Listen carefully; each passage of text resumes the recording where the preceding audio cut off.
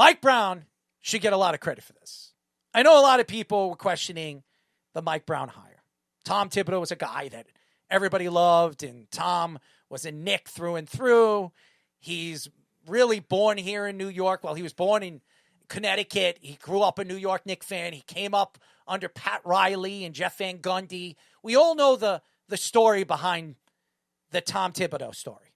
Mike Brown has grown up as a coach in the NBA behind two successful coaches that have won multiple championships. Greg Popovich and Steve Kerr. Now, everybody knows I'm not a Steve Kerr fan. Everybody knows. But Steve Kerr plays the triangle offense, a somewhat of a triangle offense. He also was an assistant coach under Greg Popovich as well, Steve Kerr. So his style is a unique style. And Mike Brown was under Steve Kerr for a significant amount of time, 2-3 years. He took a Cavalier team before he went to the Spurs and the Golden State Warriors all the way to the finals. Yes, with LeBron James, and they failed. They lost. But Mike Brown has been a successful assistant and coach in the NBA. Look what he did with Sacramento. He won. If I'm not mistaken, he won Coach of the Year. I think Thibodeau did, but I think he was second. This is a guy that obviously weighed out his welcome over there with Sacramento. It didn't work out over there, maybe because of the players, maybe because of the organization. It is a failing organization, one of the worst basketball organizations in professional basketball. But Mike Brown, what he's done with the Knicks, slowly, you got to buy in. A lot of people thought that Karl Anthony Towns was not buying in. But over the last couple of weeks, since the All-Star break, it's been 2 weeks, he's played better. Now, I want to see Karl Anthony Towns do this in the playoffs. I want to see Karl Anthony Towns play at a top level when you need him to play at a top level. That's why a lot of people are talking about Giannis if he fails to do so in the playoffs once again. But those secondary players, Josh Hart, high pick and roll, what they used in this game against the Spurs. And I'll tell you this about the Knicks. This is not something to say, well, the Knicks were lucky and the Spurs are one of the best teams in the Western Conference and they haven't lost since January 31st. That's not true, guys. The Knicks beat them in the cup finals. That's why they won the cup. And they didn't just beat them, they tortured them. Now, Mike Brown knows how the Spurs like to run their offense and their defense because it's the same way Greg Popovich likes to run his defense and his offense. So he knows the distinct way they like to run things over there in San Antonio. So the Knicks, it's all about matchups. Everything in basketball, you can have the best players in the league. But if your team matches up against them and you have pests like Jose Alvarado and OG Anunoby, you're going to cause a lot of problems defensively for guys like Wembanyama. Now, Wembanyama is one of the best big men in the league. If you can argue, he's one of the top 6, top 7 players in all of the NBA. I've been saying this over and over and over again about him as a player. He's 7'5". He has these long legs, stilt legs. I will say this, if you're a basketball fan and understand what it takes to be an elite player in this league. And I'm not saying that Wembanyama is not training and trying to get bigger and trying to get stronger. He is doing that. But the problem right now with Wembanyama is his development. And he'll develop as a young player. He's, 20 years old, 21 years old, still a kid. And his legs will get stronger, his body will get stronger. But when you're playing against guys that are men, they're going to push you around. Wembanyama is not a man yet. OG Anunoby is a man. This man is a 230-pound, 6'6", 6'7" guard that can defend, or a 3, you could say small forward that can defend multiple positions, all 5 positions. And Josh Hart, he's been used in these games as a swing man, a guy that can swing and do things, the high pick and rolls. They used him in this game a lot on the high pick and rolls with Jalen Brunson. Kind of like a Draymond Green. And me and Fish were talking about this off air. What makes the Knicks so unique is if all these guys play at a high level, nobody's going to beat them. Nobody. If OG Anunoby plays this way defensively, game in and game out, and gives you about 15 to 16 points, and gives you about 7 to 8 rebounds, and Mikal Bridges is your third option and can give you 18 points, and he's not going to miss more than he's going to hit, and he's going to play shutdown defense and rebound 6 or 7 rebounds a game, and they have Jalen Brunson that's going to give you 35 to 40, and Karl Anthony Towns definitely needs to give you 25 and 10. If that happens, there's no way the New York Knicks are going to lose against anybody, including OKC, the Spurs, Detroit, the Celtics. When Tatum comes back, this team is as good as anybody in the league if they play on all cylinders. But the problem with the Knicks is they're inconsistent. Inconsistency does not work in the playoffs. It doesn't. And that's why they lost against Halliburton in Indiana in the Eastern Conference Finals last year. The Spurs are young. They're up and coming. Dylan Harper's going to be a special player. Give him a couple of years. This guy's going to be one of the best point guards in the league. Castle was Rookie of the Year. We know what he is. This guy is a great player. He was a great find. A great find by the Spurs. Devin Vessel, good offensive player. He's going to give you 20 and 8, 20 and 7. The guy is a great player offensively if he can stay healthy. Fox is going to be a big part of it. If they make the playoffs, which they will, he's going to be a big part of their run. Wembanyama needs the help. And what the Knicks did was very unique, is they had OG Anunoby defend Wembanyama in the paint. Forced Wembanyama to do things that he was uncomfortable doing. What a lot of teams do against Giannis in the playoffs. What they do, and what we've seen that has worked against Giannis in the playoffs against Milwaukee, is they keep Giannis on the outside, keep him out of the paint, make him shoot the ball, which he's uncomfortable doing. Now, Wembanyama is a much better shooter than Giannis. Much better. Not athletically, but I think Wembanyama is a little bit less athletic than Giannis is. But Wembanyama he can post up, he can shoot that 18, 19-foot jumper, but the Knicks were swarming him.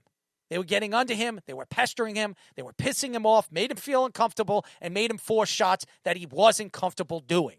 That is Mike Brown. The fast-paced offense, up and down the court, play defense, stick defense, make sure you play good perimeter defense, force them to try to beat you in the paint, and make sure that you beat them on the boards. Mitchell Robinson was a big part of why they won the Cup. Mitchell Robinson is going to be a big reason why the Knicks, if they plan to win a championship, he is going to be a big part of the rebounding and the defensive side of the rim.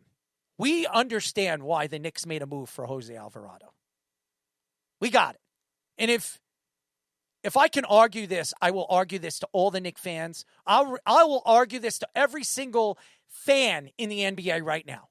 Leon Rose is the best trade deadline GM or executive in the NBA right now. Do you want me to tell you why? Let's go back. Let's go back in time. First, at the trade deadline, he made that move for Josh Hart. Do we remember who he traded? I believe it was Cam Reddish and a late first. And where is Cam Reddish now? Selling sneakers at Foot Locker.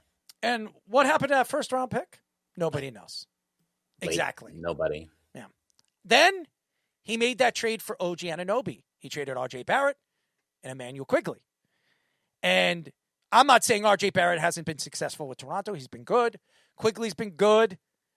But OG Anunoby, when he is on the court and he is healthy, he's as good or maybe the best shutdown defender, perimeter defender in all of the NBA, who could defend multiple positions. I'm talking about all 5 positions. You know who OG reminds me of? And I told Fish, Magic Johnson. He's the same size as Magic Johnson. Magic Johnson was 6'8". OG's about 6'7". Same size. Plays the same way.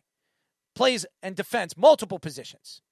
And can do it at a high level. He's strong, he gets under you, and he forces you to do things that you're uncomfortable doing. That was R.J. Barrett where he wasn't successful. R.J. Barrett was a third option, and he wanted to be a second or maybe even a first option, and that's why the Knicks traded him. OG knew he wasn't the second or he wasn't going to be the third option on this team when they made that move for a guy like Karl Anthony Towns. And then this season, when they added Jose Alvarado, they traded a piece that wasn't working when they signed 76ers. I'm sorry, what was that? Yabusele. Yabusele. They traded him for a no-name guard. And then they moved that guard and I think a second-round pick of some kind, and they added Jose Alvarado. They gave up nothing for Jose Alvarado to the Pelicans that just wanted to get rid of him. And Jose Alvarado wanted to come home. He's from Brooklyn. He was ecstatic when the Knicks made this move. And I remember in his first game, he was talking to Jalen Brunson. He says, what do you want me to do? Where do you want me at? And he was like, just be yourself. Play your own game. All we want you to do is be yourself. And then he sat down with Jalen Brunson's father, Rick Brunson. And throughout the first quarter, if you watch that first game, he was talking to Rick Brunson.